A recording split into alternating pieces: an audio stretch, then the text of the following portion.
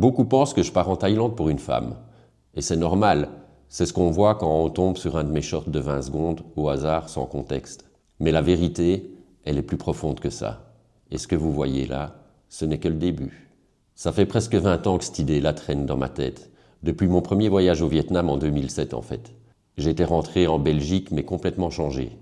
Et comme tout le monde, j'ai repris le train-train de ma vie habituelle, mais en me promettant d'y retourner, et puis j'ai laissé filer le temps.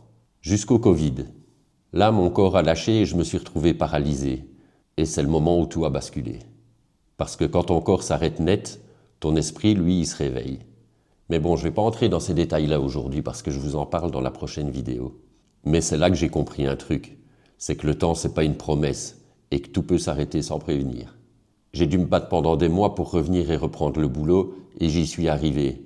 Mais intérieurement, quelque chose avait changé. J'étais vide et je fonctionnais comme un robot. Je me levais le matin mais je savais pas vraiment pourquoi. Et c'est là que l'Asie est revenue frapper un petit peu dans ma tête. Pas vraiment comme un souvenir de vacances, mais comme une évidence. Alors je suis parti seul et quand je suis arrivé là-bas, j'ai directement compris. Je me suis senti aligné et libre directement. Pas jugé, pas enfermé dans un moule comme ici. Et c'est à ce moment-là que l'idée est née dans ma tête de partir vivre là-bas.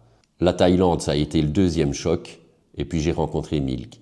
Mais j'aimerais juste bien que vous compreniez qu'elle n'est pas la raison de mon départ.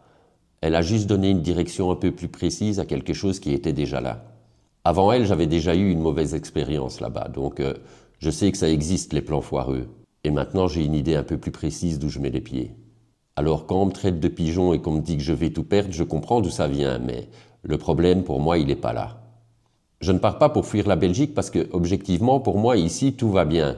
Mais il me manque quelque chose, et ça, je ne peux plus l'ignorer. Je pars parce que je refuse de passer à côté du reste de ma vie. Et ça, c'est quelque chose que vous ne pouvez pas savoir en regardant juste un short. Vous voyez quelques secondes, mais moi, je vis toute l'histoire, tous les jours. Et ça change tout.